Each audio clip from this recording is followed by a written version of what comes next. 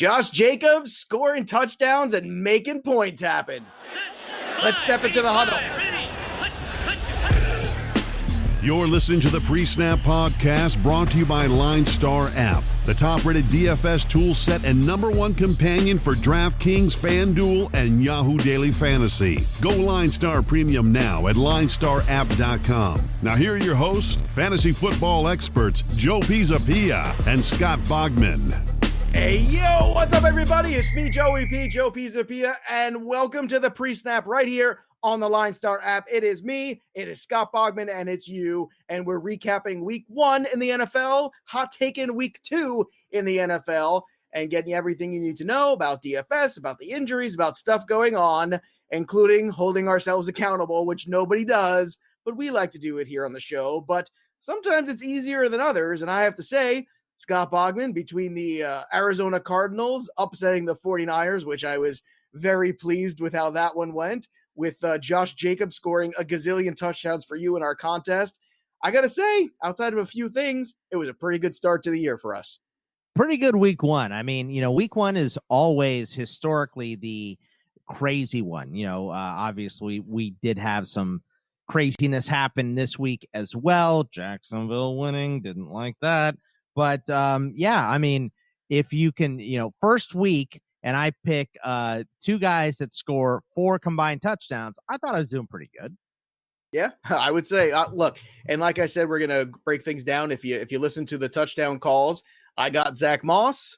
Bogman had 3 from Josh Jacobs. That was pretty good. I got 0 from Michael Thomas, which was tough. It was tough. Who was your wide receiver? I forget, because you got a touchdown out of him too. Was it DK? DK Metcalf. Yeah, yep. I should have gone with Calvin Ridley. That was my other guy, and I was like, you know what? Let's just go with Michael Thomas. But always listen to your gut. See, there you go. And I will tell you also, I listened to not only my gut, but also my my little Post-it note that I told you last year that I like to put on now on my computer on Sunday, which is don't change your lineups, you moron. Because over managing things will get you in trouble. You're like Kevin Costner, in the movie, the Draft Day movie, where he had to draft Cat. yeah, you're the fish guy. That's exactly where I was going in a football show. No, where he had to draft Chadwick Boseman number 1, no matter what. So, by the that's way, you. Who'd have thought that Kevin Costner's depiction of the postman, this post-apocalyptic world where all of a sudden, like, the fate of humanity rests on the post office? Who'd have thought that would be so relevant here? But it's 2020, right? So I got to tell you, I can't believe another human being likes that movie. Well, you didn't say you like it. I didn't say I like it. I just said it's interestingly relevant. That's all I'm saying. I like that movie, and I feel like I have I'm a close friend of mine in that movie. Close friend of mine, Brian Wilson, in that movie, actually, a guy that I've acted with in my life. So there you have it. And I remember he was so excited. We were so excited for him. And then we saw it and we went, I don't know how that's going to do, but people are going to be talking about it. Here we are. People are going to have a reaction after sitting through it for 3 hours. They're going to have feelings. Sure. So obviously we did pretty good. Bogman won week 1, though, in terms of the touchdown. So good job on him. And if you want to get involved with that, make sure you go over to the LineStar app on Twitter and follow us at LineStar App and LineStar NFL. And you can get involved in the contest as well on Thursday. That's when that show drops. Reminding everybody, we have today's show here on Tuesdays, the recap show. Thursday, we're going to do, obviously, our DFS preview show. Friday's our wagering show. So go to iTunes, iHeart, Google, Stitcher, wherever you get your podcast, and subscribe to the program right here, the PreSnap, brought to you by the LineStar app for NFL DFS, and we will absolutely get that going for you. And, of course, go get that LineStar app while you're at it and upgrade to the premium product so you can see all the fun stuff that we get to see. And let's go through the good, the bad, and the ugly. I'm going to start with the ugly, which is Michael Thomas. The bad things for me this week were Michael Thomas and Boston Scott. I felt really good about those 2 things. I had some Boston Scott teams. I had some Zach Moss teams as my value running back, and then I paid up for guys like Lamar and Josh Jacobs and Calvin Ridley and all the people that we wanted. Let's just say that the Boston Scott teams did not do very well. Let's say that the Zach Moss teams did better because he had the touchdown. Again, this is what happens when you take some risk, but, c'est la vie, it is what it is. But those were the 2 things that really stuck out for me in this one. So that was the bad for me. What was bad for you this week, Box? I mean, Saquon, we expect him to do something, and he had a little bit of work in the receiving game, but Ben Roethlisberger outrushed him. So that was fairly ugly this week. And also just, the Chargers' usage of Eckler, I thought was fairly ugly because he had way more snaps than Kelly. Like Kelly had a touchdown and he had goal line carries and stuff, but it was 50-18 in the snap department in Eckler's favor. But he only had one target, which didn't happen at all last year. He had at least 5 in 12 of 16 games. So I thought that was ridiculous. So not using Eckler was ugly. Saquon Barkley's rushing, ugly. I will say this, and spoiler alert on the quick look ahead to week 2. I feel like there's going to be a gross overreaction to Eckler in the passing game coming up in week 2. I think you're going to see a lot more of that. And I know they got he's going to get like 15 targets, or he's going to get. Oh, okay. I see. Well, the rushing was good for him. He had a lot of rushing yards, which is not what I expected. I expected, way more from him in the PPR world. I'll just say for the Chargers, if you want to score more than 13 points, maybe get the ball to your best playmaker in space. I think that might be. It's just an idea, and I think that they will. I won't be shocked if they will. I think it's going to be a massive overcorrection. I can tell you right now on DK, he's very cheap this week. So that's somewhere we're going to go. All right, let's also talk about the things that were good that we had. Chris Carson was good. We were talking about him. He had a couple touchdowns there on the day. That was certainly a positive. Josh Jacobs could not have been better. Christian McCaffrey was good. We talked about paying up for him. We talked about paying up for Lamar. If you did that in cash, boy, you were good. You pretty much were all right. You figured out a way to make everything else work. Calvin Ridley hit. DK Metcalf hit. The Russell Wilson Seattle stack was brilliant. The big disappointment for me too was New Orleans. I just thought Breeze in the dome, Michael Thomas, especially against the Bucs, who played very well against the run and last year, and to a certain extent in this game, that was the big letdown for me. And then you had the injury on top of it. But overall, it was pretty much exactly what we were looking for. A few hiccups here and there, but like you said, it's week 1. I think the big surprise for me was Aaron Rodgers all of a sudden now finding all of his wide receivers. If that is a trend that continues, that changes things significantly. If Lazard, if MVS, if those guys kind of step up into this role now and there's confidence from Rodgers with those guys, the Packers are going to run away with this division. I'm telling you right now. Yeah, it's funny. I saw our buddy Marcus Grant on NFL Network saying, they were doing apologies. I think I owe Aaron Rodgers an apology. I might have maybe said that he was over the hill and maybe not as good as I thought he was going to be. And he was great out there. And he it looks like Aaron Rodgers' revenge tour time. Like, all right, you're not going to get me any wide receivers. I'm going to turn these guys into Pro Bowlers. It kind of looked, and Devontae Adams was incredible. So, and all those people in season long doing their wide receiver stacks of Devontae Adams and DeAndre Hopkins in the first and second round. I doubt there's many of those teams that didn't come away with a W this week. So now I'll tell you what, too, those were strong. You know what just missed for me too? I had one or two lineups on DK that had AJ Green, and there was that one where Joe Burrow overthrew him, and then obviously that last touchdown that wasn't a touchdown. Right. So I was thinking to myself, man, that could have been a whole different thing. But at least you take some positives out of that, which is they're looking for each other. That's good. There seems to be rapport. It's just the timing. And look, week 1 is tough anyway against Bosa and Ingram. Week 1 is tough no matter what when you're making your debut, but it's even tougher when you've had 0 preseason games as a rookie. And all of a sudden you're ramping up the speed of the NFL game and you got Bosa and Ingram coming down your butt. Like that's going to be tough. That's tough for anybody. Yeah. So the degree of difficulty was very high, but even so, it was good to kind of see, all right, that AJ Green thing, that connection is something to keep an eye on as we go forward here. That was my special too, and I missed it by, push off. One push off. I missed it by. So that was, or, we should have seen overtime, but fat Randy Bullock pulling cramping in his calf when he was, who believes that, by the way? Like, if you shank it that bad, you got to think something went wrong. But that guy has made a life out of missing clutch field goals. So, I don't know. Did anybody believe that? Anybody buying Stephen that? Gostkowski, that's for sure. Let me tell you, he missed more than we did on the show. Let me tell you, we didn't miss that much. But he missed so much. I mean, we were pretty darn good last week. And in terms of the wagering, too, I mean, you look back here. Both on the positive side here, we got more right than we got wrong. That's for sure. Looking at the numbers, I saw some professional people like on giant networks cursing his name after that game. So, well, not a good look for Gostkowski. Listen, I'm a Pats fan my whole life, right? Basically since 1992 or 3, when I really started, getting into the Patriots. This is the Bill Parcells era, before Pete Carroll, before Bill Belichick.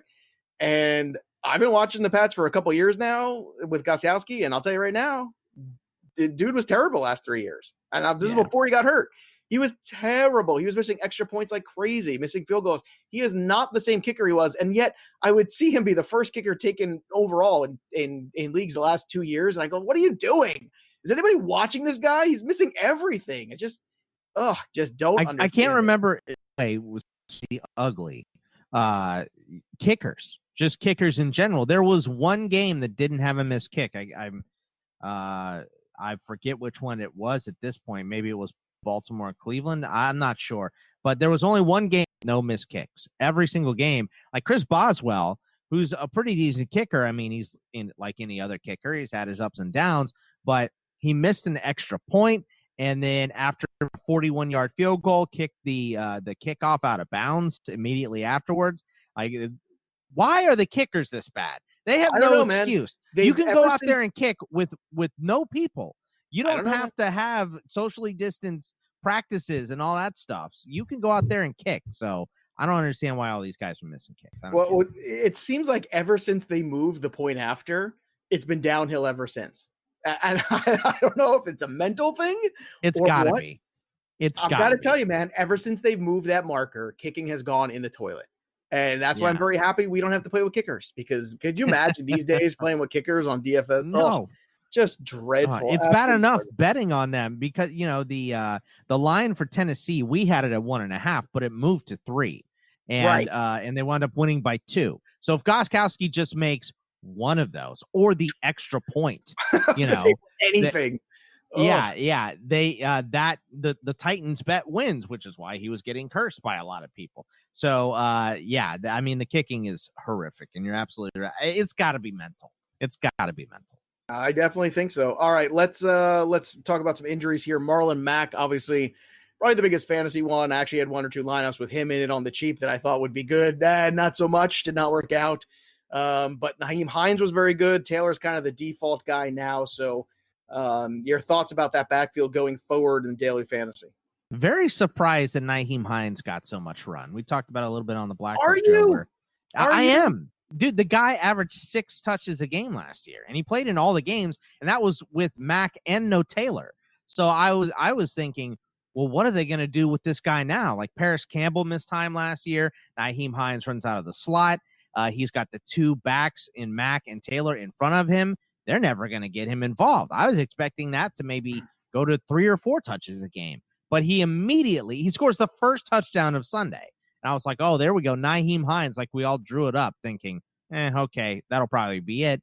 But then he was involved even before Mack went down a bunch. So I was just like, that was his role at NC State, was he was the goal line H-backy type of a dude where he would take, tight end snaps, fullback snaps, halfback snaps. He was kind of a, jack of all trades, but he really had a nose for the end zone.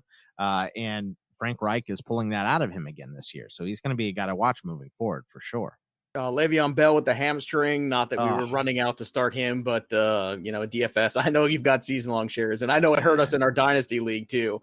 He was our 3rd running back though, but still, in a league that deep, 16 teams, you can't have any, there's no room for error, none whatsoever. This is what happens when you try to cover up an injury and it's worse than you're letting on, and then you go out there and you try to play your first game at full speed, then you come up lame, and that's exactly what happened to Lev Bell. Very made me very angry. So made me angry was Blake Jarwin getting hurt too, because I had lots of designs on starting him on the cheap, and I'm not gonna be able to do that all year now. I did get to do it one time, not once. So Dalton Schultz is going to be the tight end now, and he actually didn't look too bad in that game in some moments. I'll tell you who looked good in that game too for me is CD Lamb. He looked sharp with Dak Prescott, boy. Ooh, I'm getting excited about my CD Lamb. Definitely excited about that. Mike McCarthy looked like he was in midseason form.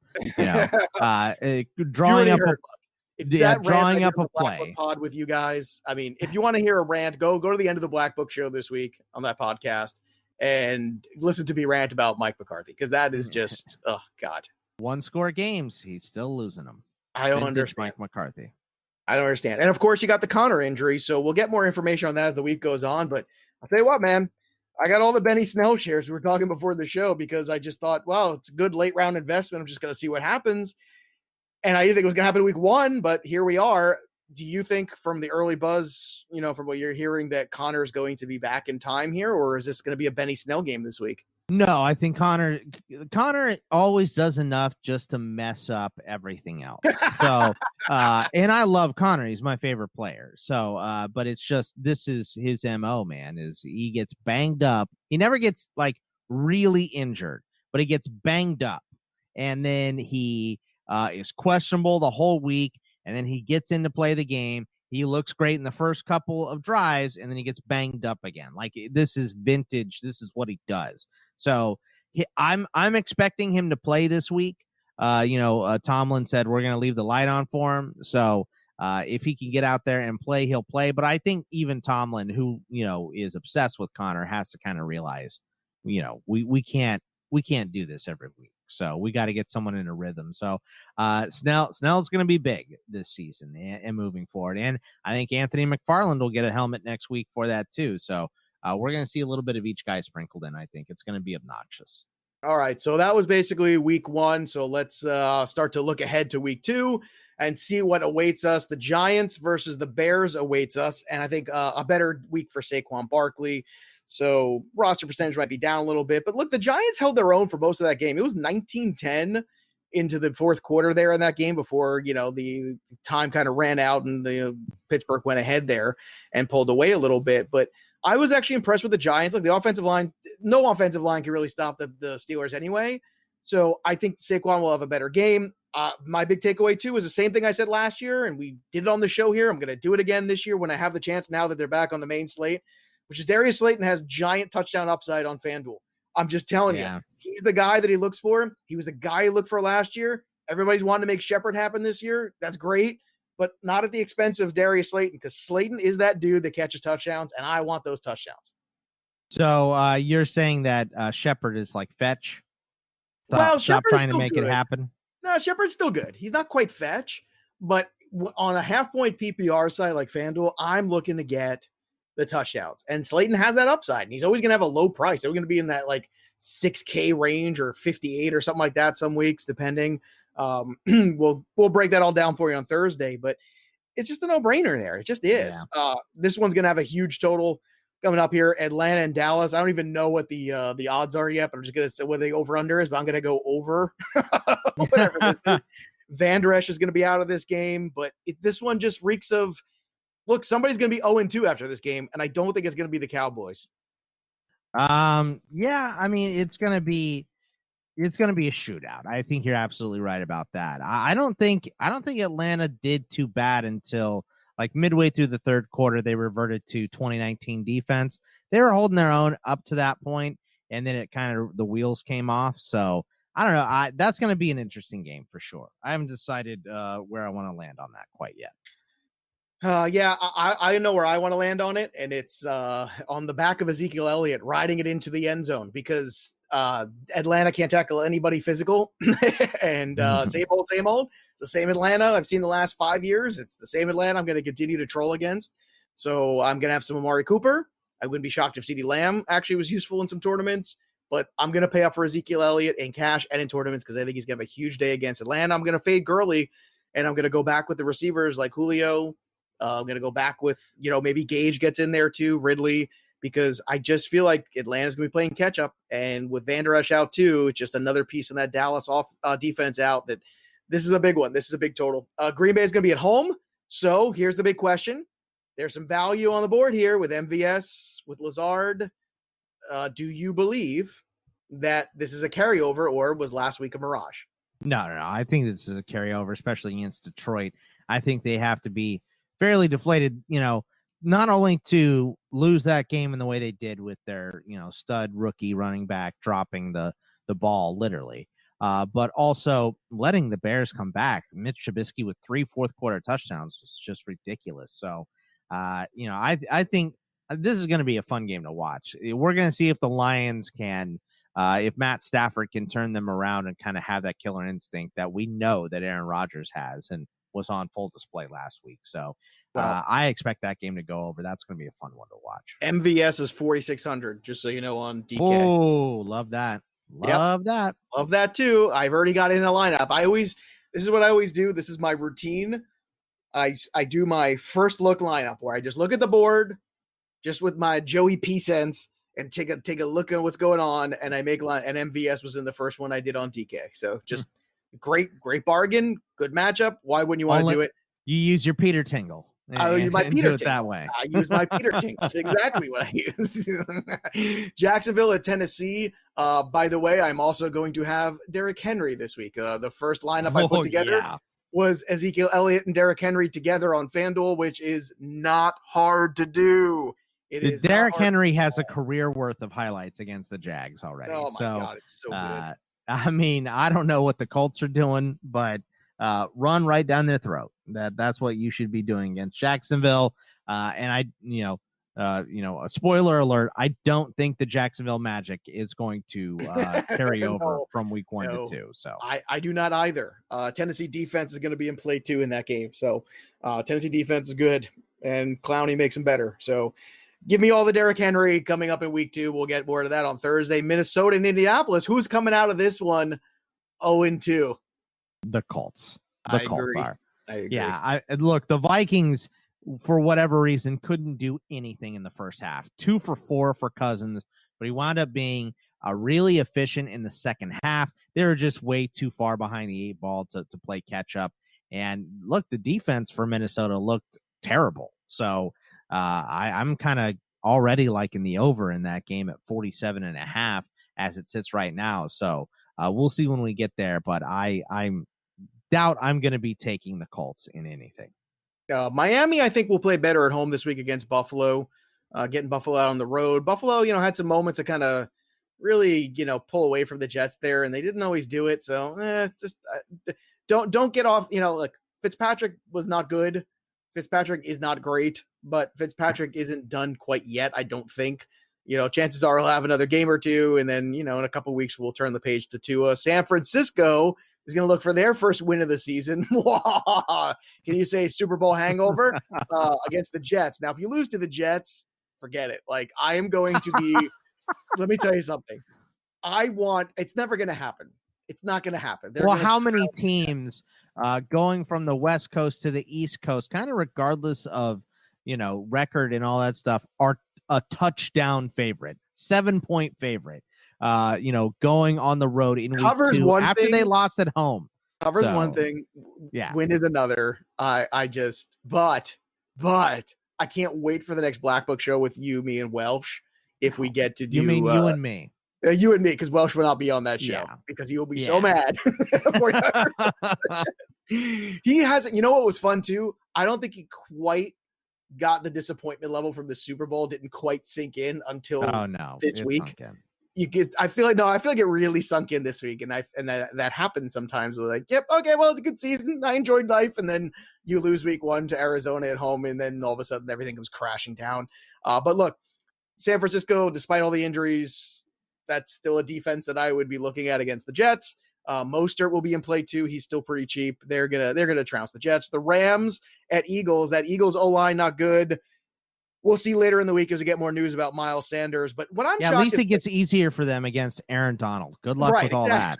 Right. Aaron Donald's O-line's not good, and there's Aaron Donald. Let me tell you, Rams defense is gonna get sacks, boy. Let me tell you. But, is Carson Wentz gonna get more than one Mississippi? No, probably not. But here's my question: don't you have to start rolling him out? Like you gotta start moving him in the pocket. You can't have him sit in the pocket anymore. You just can't do that. Exactly. Goddard will be in play though too, I think. Yeah, Goddard was great last week. I think Ertz, obviously, they throw the tight end more than anybody, so those guys will still be viable. I still don't want to mess with that wide receiver situation. All those guys got snaps. Some of them got catches. Some of them didn't. I don't want to. No, thank you. Pass. You know what I want? I want Pittsburgh Steelers against Denver because I don't think they're very good, and I think Pittsburgh at home is going to open up a can of whoop ass.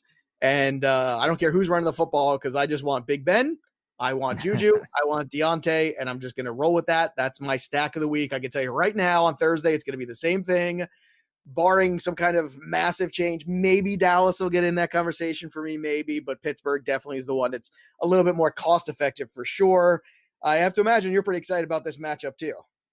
Yeah, of course. Anytime my Steelers are playing, I'm excited. But I kind of like, Noah Fant looked great in the first half, and I don't know why. They just did Tennessee just completely take him away, or I just can't imagine that with their best, middle linebacker getting booted for being an idiot on the first drive and punching people. There were two dumb. Jamie Collins. By the way, that ref flopped. By the way, that was so dumb. Yes. But he looked like he was in the NBA, that ref. I don't know. But the Rashaan Evans going out, how do you not get the ball to that playmaker more in the second half? It was working. And Jerry Jeudy had a couple big-time drops. And that the one drive that worked for the Giants was a lot of medium passes. So I think Fant and Jeudy could have decent days against Pittsburgh, but obviously, I don't like that run game for Denver. 2 words, garbage time. But you know what? They got to start throwing the football. They really, look, Melvin Gordon's going to have less competition with Philip Lindsay out with turf toe probably. So that's good, but game script does not portend well for Denver in this one. Carolina Panthers at Tampa. Guess what? This is the Tampa get right game. Get your Godwin shares ready. Get your Evans shares ready. Get your dust them all off. Maybe even OJ Howard. Because Carolina's defense is not good. They just gave up 34 to the Raiders. So to the Raiders with a rookie number one wideout. The Raiders didn't even utilize Waller enough. The Raiders weren't efficient and they still put up a ton of points. So this is a game. If you're the Bucs, you got to get that running game right in this game. You got to get Fournette more carries. You got to get Ronald Jones a little more in space. If McCoy is going to actually be a part, you got to get him involved. You have to get right this game to give you that running game some confidence because they were terrible against New Orleans. Washington at Arizona. Historically, tight ends against Arizona have been pretty good last few years. So guess what? There's a tight end here for the Washington football team, Thomas, that I've already looked at. And let me tell you something. Logan Thomas is 3.6K on DK. He is 4.7 on FanDuel. I love him as the punt tight end this week. I think it's a great play. I think it's nothing but upside here in this matchup. What do you think? I played him last week. I played him in my lineups last week in a couple of them. And the millionaire contest winner. He led them in targets. So, and Haskins leaned on him. So I'm all about Logan Thomas moving forward. I think he's going to be a great option. Not only for this, but also for season long. I think he's going to be a fixture for the Washington football teams this year. Yeah, Kyler Murray and Hopkins too were just tremendous in that game. So I expect Arizona actually to win this football game. Washington, Washington, I give them a lot of credit. They got after it last week. As bad as the O-line was, you still got to go after it, and Chase Young and company went after it. Kansas City, you know what? We were talking, earlier in the week about, what's the Clyde Edwards-Helaire price going to be? It's not so bad. It's 7.4K. I'm sure there'll be some people on DK that still don't want to play it, and I think they're wrong. They'll still say, "Oh, well, everyone's going to play it." Or they don't care. He's 8K on FanDuel. They've caught up. He is only $300 less than than Henry, and he is only $600 less than Elliott. But on DK, on the full point PPR, I don't think they've caught up. He's just 7,400. It's got to be because he only had 2 targets. But I tell you what, one of those targets was in the red zone, and I think the pass got batted down. If that pass is complete, he's in the end zone. So they're giving him not just goal line carries, but also red zone looks, in the passing game. And you got to get him the ball in space a little bit. You didn't have to in last week's game because they were stomping him. But I think in this game, you make a good point. It does feel a little trappy to me, though. Did he get 25 carries because that's the touches he's going to get per week? Or did he get 25 touches because we need contact reps for this rookie that had no preseason? So I'm a little torn on that, but the price is good. So I think he's a nice buy for DK this week too. All right. Obviously, you don't need us to tell you more about Kansas City, Mahomes, and all that stuff. But I will reiterate here once again that I think there will be a gross overreaction here, and Eckler will get a lot more play. Eckler is in the passing game. I mean, he's 6,500 on the full point PPR. That's just too good to give up. It just is. And yeah. I'm sorry. They're at home. different set of circumstances. They've shaken the dust off. I think you go back to the film room and you look at it, you say, okay, what did we do good? What didn't we do well? Okay, these are the adjustments you have to make, and then you make those adjustments, and I think they will, and I think that we'll be better having done that. Last couple games here on the slate here, obviously, actually on the main slate is only one more. It's Baltimore, Houston. So, boy, it gets easier for the Texans, huh? I know, right? Now, this is a nice fat 0-2. Enjoy that while you can. Baltimore at Houston.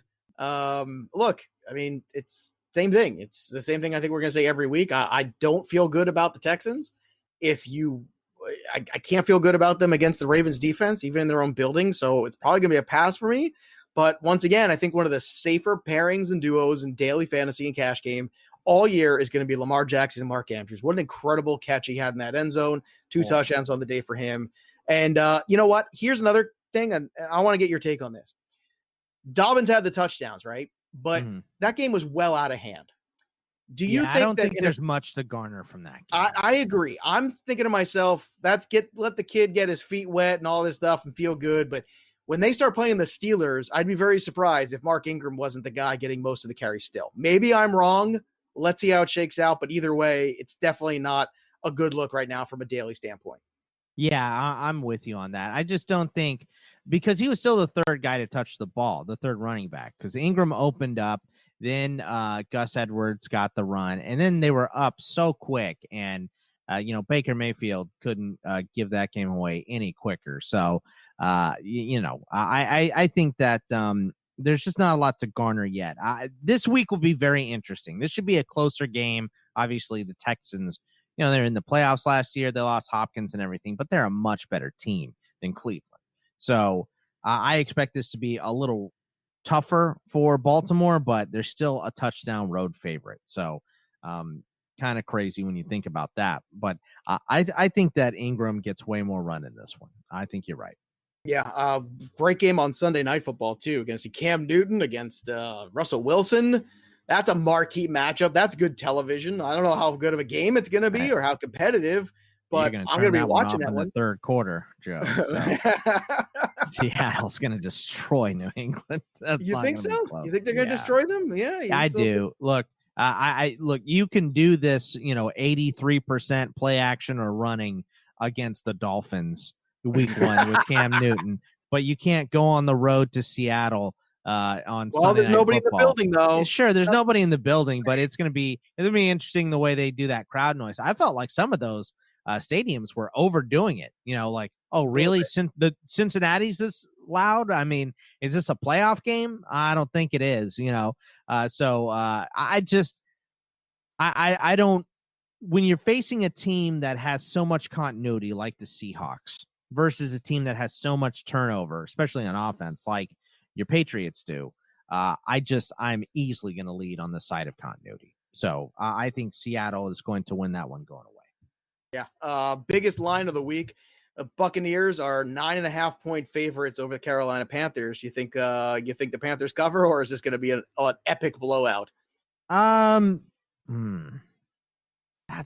did handle McCaffrey last year very well. That's the one thing you could say about the Bucks.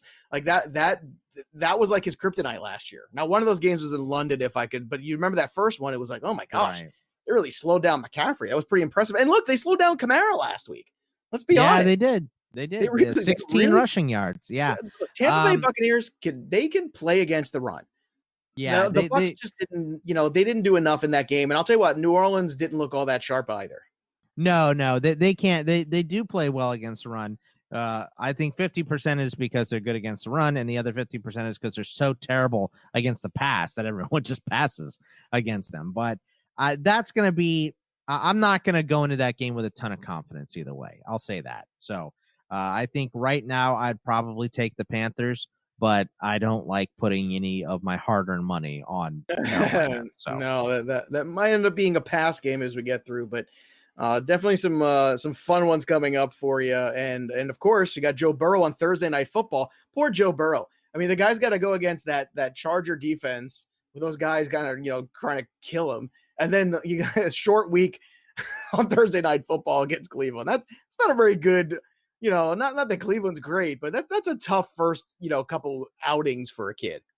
Yeah, I don't know, man. I think the Ohio Bobcats versus Toledo might be just as good a game as Cincinnati versus Cleveland on Thursday night. That one's going to be ugly. So, I don't know. I expect Cincinnati to do a little bit better in this game. I think they're going to do a little bit better, but Cleveland has to do better. They have to do better. Yeah. You have to give the ball to Chubb more. You have to give the ball. You got to control the clock. Don't let Cincinnati in all have fairness, the ball. Odell Beckham has to catch a ball. Like, how about that? How about Odell Beckham earning some money? I mean, geez. I don't even know if he's a wide receiver 2 anymore. He was so bad. He was so unbelievable. He almost wrecked me in my guillotine league. Like, that performance was horrific. So he's got to get better. Yeah, these are two teams where you go, like, Cincinnati's defense played well last week, I thought. Cleveland looked terrible, but they played Baltimore. You can't fault them too much for losing to, a lot of people's Super Bowl favorite. And right. They were also on the road. So I don't know, man. I think Cleveland as a 6-point favorite, I don't like, but I think I'll take the over 44 on. All right. So that is the quick look ahead at the week coming up and the quick look back, I should say, at the week that was. We will be back on Thursday with your DFS preview and Friday with your wagering preview. Let the dust settle a little bit. Let more information cycle into our brains, and then we'll get ready once again to come back and win you some cash. We'll remind everybody out there, go follow us on Twitter at LineStar App, at LineStar NFL, at Bogman Sports, at Joe Pisapia 17. And, of course, go to LineStarApp.com. Go get the LineStar app and upgrade to that premium product. That'll do it for us. There's nothing left to do now except step out of the huddle and sit down, win. You've been listening to the PreSnap podcast brought to you by LineStar. Hit subscribe, drop a review, tell a friend, and stay tuned for the next episode from fantasy football experts Joe Pisapia and Scott Bogman.